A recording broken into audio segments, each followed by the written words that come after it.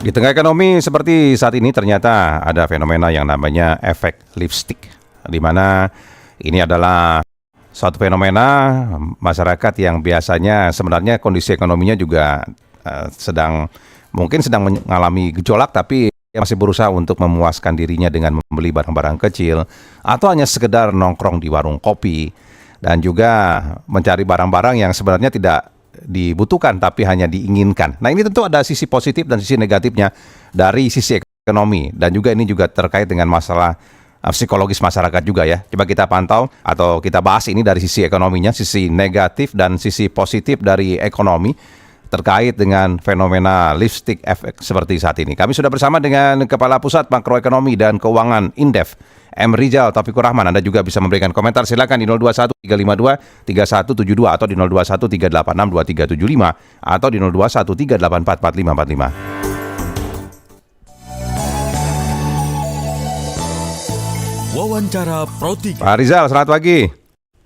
Selamat pagi, Mas Jaini. Pak Rizal, ini kan tentu ada sisi negatif dan sisi positif dari sudut pandang ekonomi. Nah, ini apa sisi positif dan sisi negatifnya dari fenomena efek lipstick ini, Pak Rizal? Iya, mungkin sebelum ke situ saya ingin jelasin dulu ya ke masyarakat apa sih sebenarnya lipstick ekonomi atau lipstick effect itu gitu ya, supaya Mas Jaini ya. Jadi dalam ekonomi, lipstick effect itu adalah fenomena ya ketika masyarakat tetap melakukan konsumsi baik barang maupun aktivitas-aktivitas ekonomi lain yang memberikan kepuasan nih, hiburan atau rasa percaya diri di tengah kondisi ekonomi yang sulit. Dan biasanya ya dalam konteks teorinya saat daya beli melemah, masyarakat biasanya kan menahan belanja pembelian seperti rumah, mobil, investasi gitu ya. Tapi lebih banyak konsumsi yang lebih murah, misalnya kosmetik, kopi, nongkrong di kafe, hiburan, dan juga belanja hal-hal seperti self reward. Ya, contoh ada di mall dan kafe yang tetap ramai dan lain-lain gitu ya. Misal kopi, skincare, fashion murah. Tetapi pembelian untuk properti yang notabene memberikan nilai tambah besar, termasuk kendaraan dan barang yang tahan lama, sustain, itu melambat. Tetapi tentu situasi ini kan punya impact gitu ya. Impact positifnya ya tadi disampaikan Mas Jaini apa saja begitu ya. Pertama tentu menahan perlambatan konsumsi. Jadi masih oke begitu ya. Tetapi konsumsi yang sangat kecil ya seperti makanan ringan, kopi, hiburan atau juga produk-produk gaya hidup yang kemudian membantu perputaran ekonomi. Yang kedua, menopang sektor UMKM dan jasa kafe biasanya ya. Restoran, retail, kosmetik, industri kreatif tetap bergerak. Kemudian tiga, menjaga psikologi masyarakat ya. Jadi ini juga punya dalam kondisi ekonomi yang seperti saat ini katakanlah yang tidak mudah gitu ya. Konsumsi kecil ini juga memberikan coping mechanism ya agar masyarakat tetap merasa nyaman dan produktif dan merasa baik-baik saja begitu maksudnya Pak. Kalau melihat melihat coffee shop ramai, masih baik-baik saja ekonomi begitu. Nah, kira-kira begitu ya. Dan menjadi indikator ekonomi yang belum sepenuhnya kolaps ya. Artinya masih ada gairah ekonomi atau konsumsi ya. Artinya konsumsi domestik masih berjalan dan kepercayaan konsumen belum jatuh gitu. Tapi negatifnya memang akhirnya akan lama-kelamaan berpotensi menciptakan ilusi ekonomi yang kesannya baik-baik saja gitu ya. Nah ini saya kira padahal realitasnya katakanlah daya beli real masyarakat sebenarnya melemah, turun dan tekanan ekonomi meningkat yang ini kemudian berpengaruh terhadap ekonominya, makronya gitu.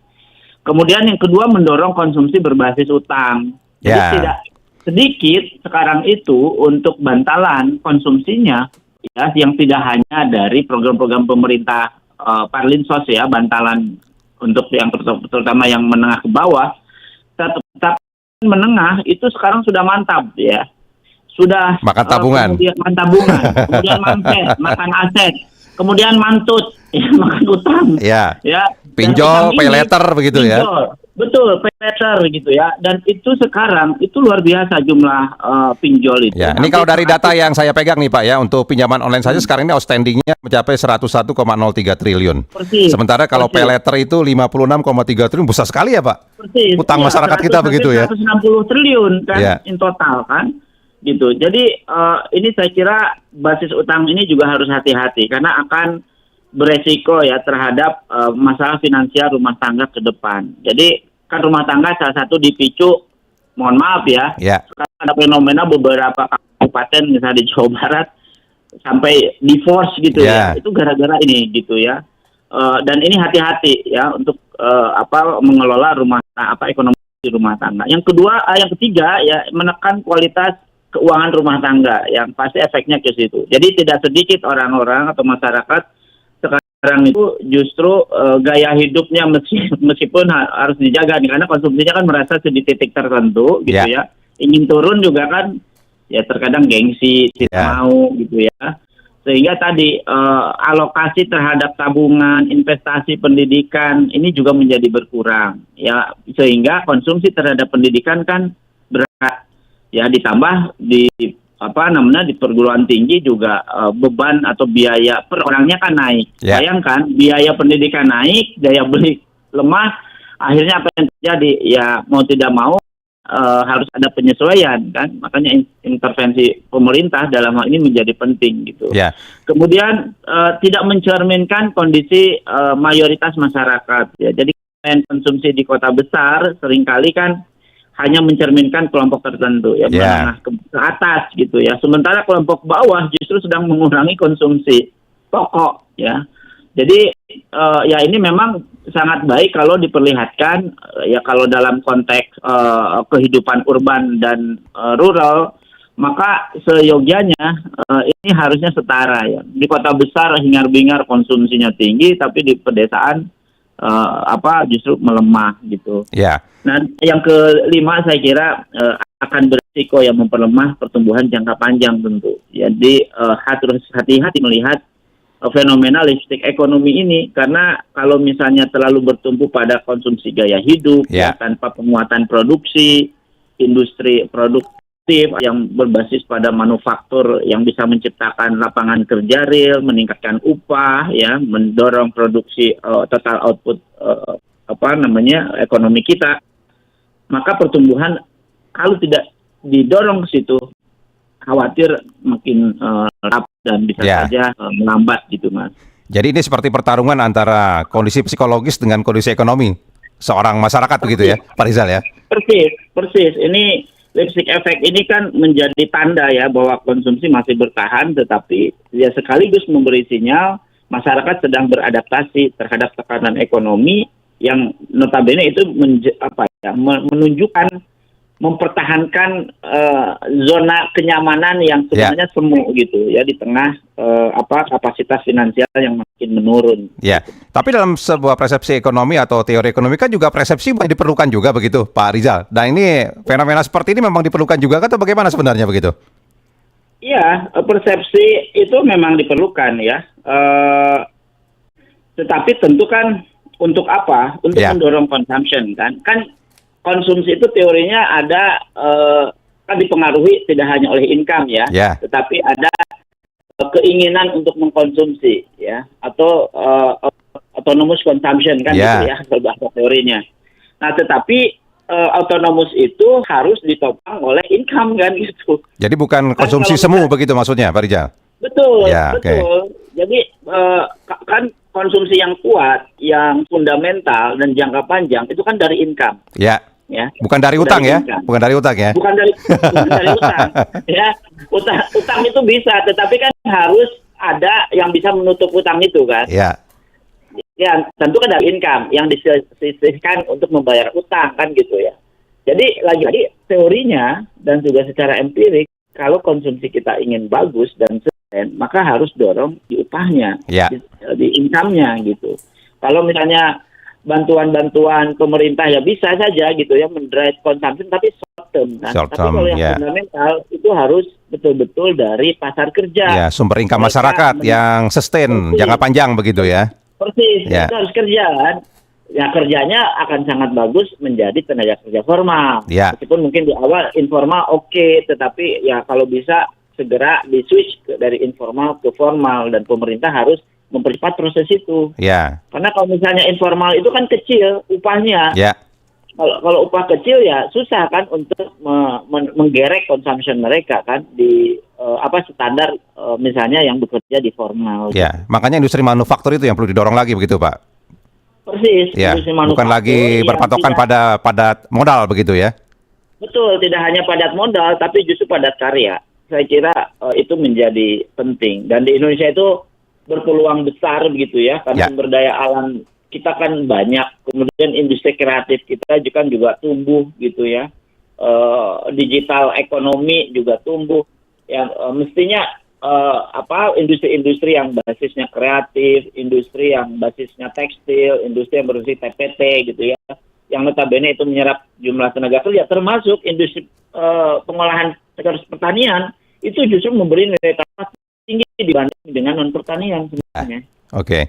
Pak Rizal, tapi juga ada yang menghubungkan ya fenomena efek lipstick ini dengan kondisi masyarakat yang ingin berinvestasi. Ketika indeks harga saham gabungan ataupun harga saham sedang turun begitu ya, tapi mereka mencari sumber investasi yang lebih aman, misalkan emas begitu. Nah, itu apakah memang bisa dihubungkan ke situ juga? Karena ada yang menghubungkan juga dengan kondisi investasi seperti itu, Pak Rizal.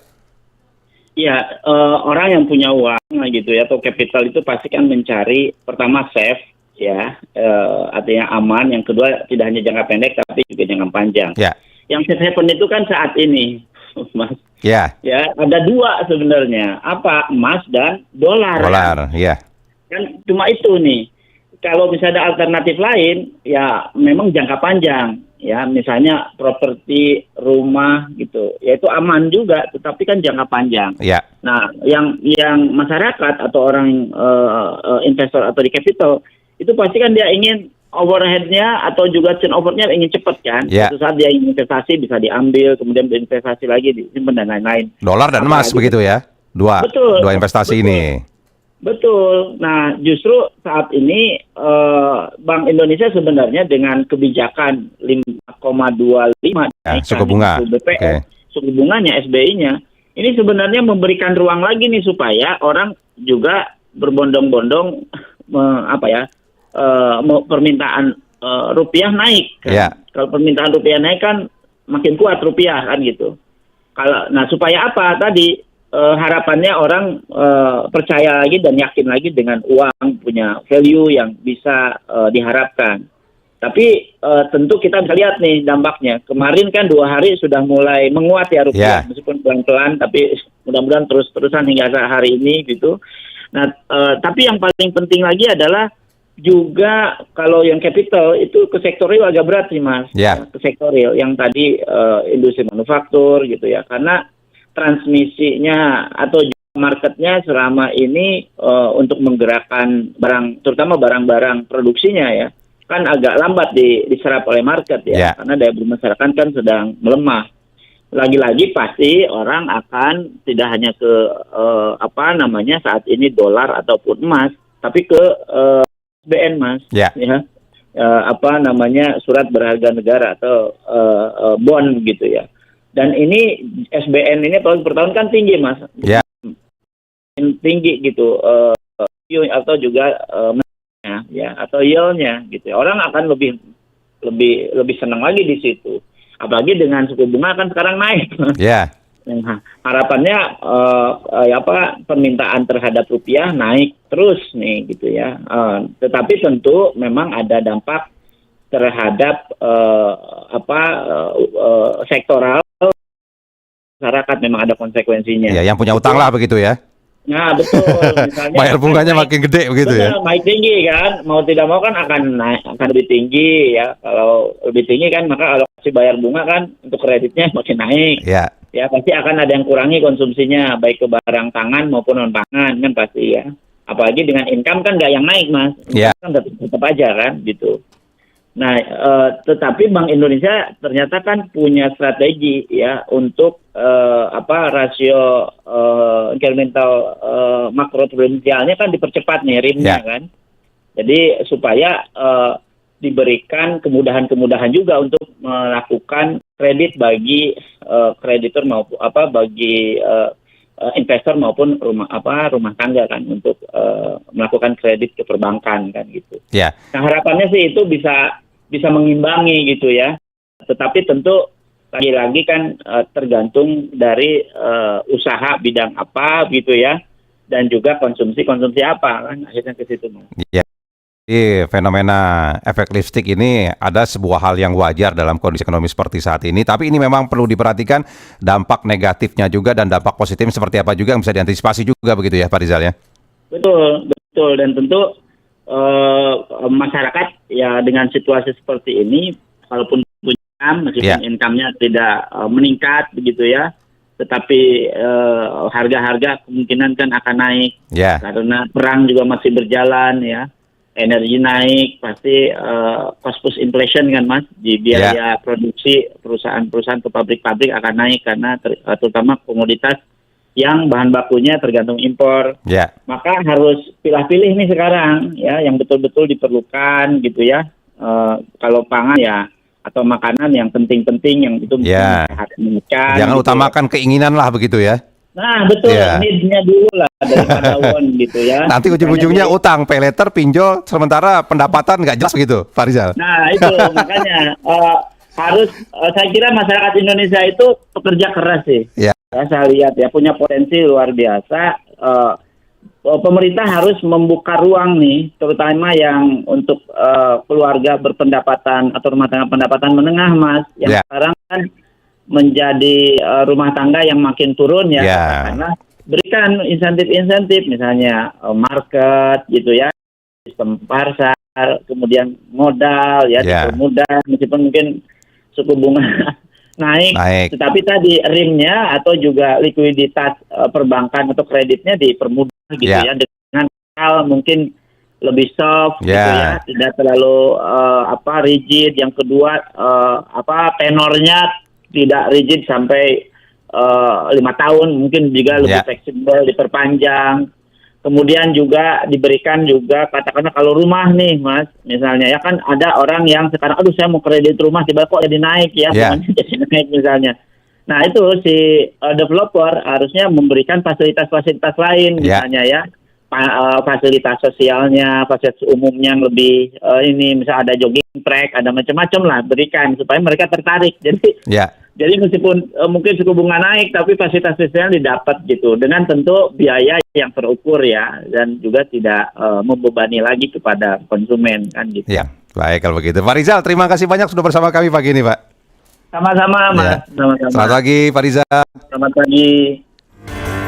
Anda bisa berkomentar di 02 352 3172 atau di 021 386 2375 atau di 021 384 4545. Jadi efek lipstick ini kalau dari persepsi ekonomi orang akan lihat, ternyata coffee shop masih ramai, masyarakat masih banyak yang belanja online, ekonomi masih baik-baik saja. Tapi catatan Pak Rizal tadi ya, oke lah ini adalah sebuah keinginan, bukan sebuah kebutuhan. Jangan nanti semuanya biayanya dibebankan kepada utang seperti pinjol. Karena outstanding atau utang pinjol masyarakat kita sekarang ini sudah mencapai 101,03 triliun. Sementara pay later atau Anda beli barang sekarang bayar nanti itu sekarang ini sudah menembus 56,3 triliun. Jangan sampai nanti masyarakat juga banyak yang terjebak di pinjol ataupun pay later, sementara pendapatan masih belum jelas begitu ya yang dicatat oleh Pak Rizal tadi. Anda bisa berkomentar di 021 352 3172 atau di 021 386 2375 atau di 021 384 4545.